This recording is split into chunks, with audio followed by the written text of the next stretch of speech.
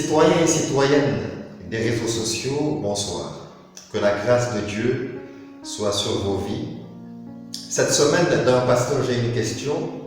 On s'intéresse à cette question épineuse, selon laquelle de savoir si un chrétien peut être en faveur de la peine de mort. Est-ce que le chrétien pourrait plaider pour la peine de mort? Devant l'actualité récente au Sénégal, avec la série de meurtres qui sévit, devant cette recrudescence de violence avec l'apogée, l'ascension du terrorisme, la question mérite d'être posée, la réflexion mérite de se faire. Mais en ce qui concerne les chrétiens, est-ce que le chrétien, le disciple de Jésus, faut-il le rappeler, animé par la marque de l'amour, peut-il brandir le drapeau, l'adhésion, peut-il approuver la peine de mort?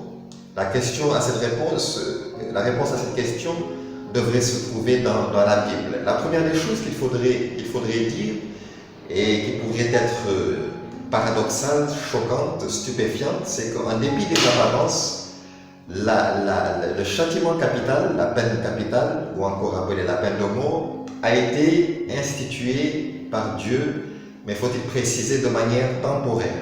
La peine capitale, oui, a été instituée par Dieu dans la Bible de façon circonstancielle, temporaire. Et d'ailleurs, c'est certaines personnes qui prônent, qui justifient la peine de mort, se basent justement sur cette référence. Elle se trouve en Genèse 9, verset 6, et c'est le verset qui s'affiche devant vous. La Bible dit que si quelqu'un verse le sang de l'homme, c'est Dieu lui-même qui parle, par l'homme son sang sera versé, car Dieu a fait l'homme à son image. Autrement dit, si quelqu'un tue une personne, eh bien cette personne sera tuée. Il faut quand même placer ce passage dans l'espace, le temps et l'époque sur laquelle ce commandement est quand même proclamé par Dieu. L'un des principes très importants dans l'interprétation de la Bible est le suivant, et qu'il faut garder à l'esprit lorsqu'on lit la Bible. Toute la Bible est parole de Dieu, mais toute la Bible n'est pas toujours un commandement de Dieu pour nous.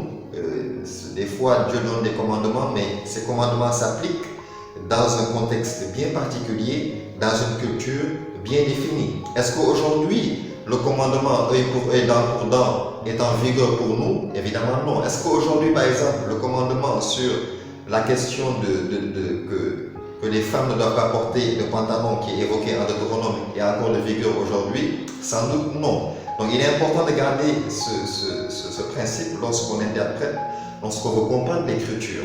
Lorsque Dieu donne ce commandement, qui d'ailleurs va instituer, va établir la peine de mort temporaire, il le fait pour plusieurs raisons. D'abord, il veut protéger l'homme dont la vie est précieuse à ses yeux. Il dit même dans ce verset, on le voit, que l'homme a été créé à son image. Il veut protéger l'homme.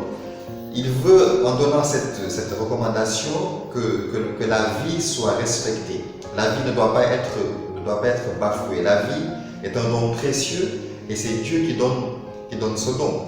En donnant également ce commandement, Dieu veut qu'il y ait un effet, veut que cette recommandation ait un effet dissuasif sur le potentiel meurtrier. Il veut que cette personne soit habitée par la crainte de ce châtiment. Parce que, faut-il le rappeler aussi, lorsque ce commandement est donné, quand même, nous sommes à une période très reculée de l'histoire, qu'on pourrait appeler la préhistoire biblique. Il n'y a pas encore de civilisation au sens où on l'entend aujourd'hui, il n'y a pas de nation, il n'y a donc pas de constitution, il n'y a pas de loi véritable. Alors c'est une époque où la barbarie, le sadisme est monnaie courante, et donc Dieu veut déjà mettre en place un certain système pour protéger l'homme. Mais cela ne cautionne pas la peine de mort, parce qu'on va voir que progressivement il va avoir une sorte d'évolution. Donc en Exode 20 déjà, Dieu va donner une loi à Moïse, et on voit au verset 13, le septième commandement, il recommande, il dit tu ne tueras point.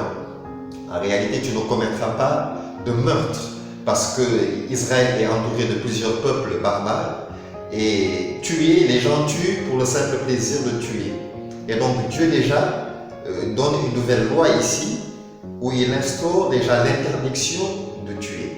Progressivement, cela va aller jusqu'au Nouveau Testament où le sermon sur la montagne va sonner comme une révolution morale, où le principe de l'amour est complètement établi, où Jésus même nous demande d'aimer nos ennemis, où Jésus quand même nous montre quand même ici une dimension forte par rapport à la vie et le respect de la vie sur l'homme. Et donc en conclusion, ce n'est pas parce que Dieu a demandé que si un homme tue, que cette personne soit tuée, que la peine de mort doit être une application éternelle. Non, elle a été temporaire, elle a été circonstancielle pour les raisons qui ont été évoquées tantôt. Mais pour répondre à proprement dit à cette question, un chrétien, je crois de tout mon cœur, bibliquement parlant, qu'un chrétien ne peut pas être en faveur de la peine de mort.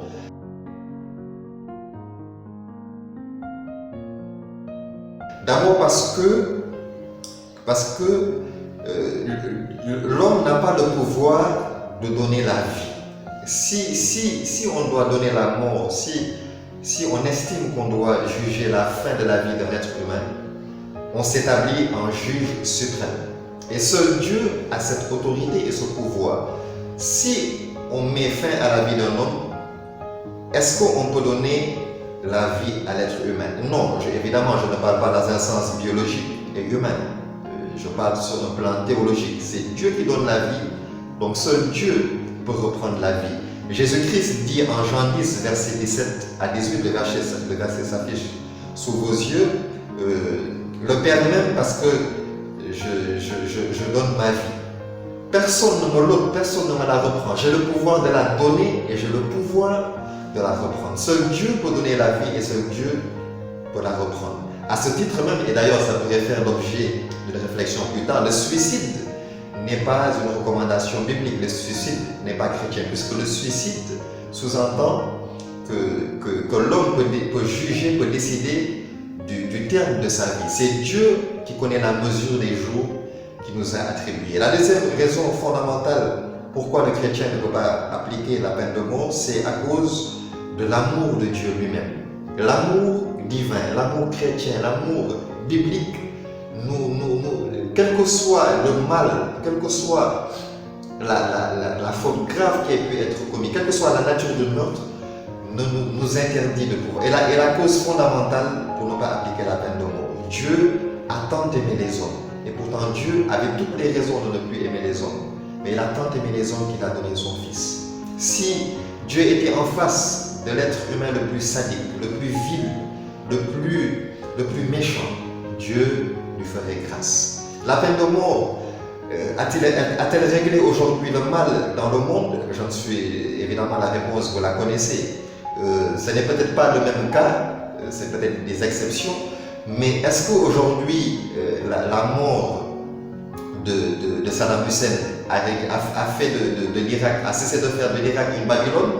Je n'en suis pas sûr. Est-ce que la mort de Ben Laden a arrêté le mal?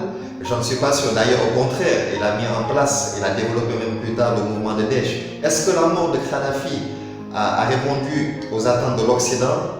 Je ne suis pas sûr.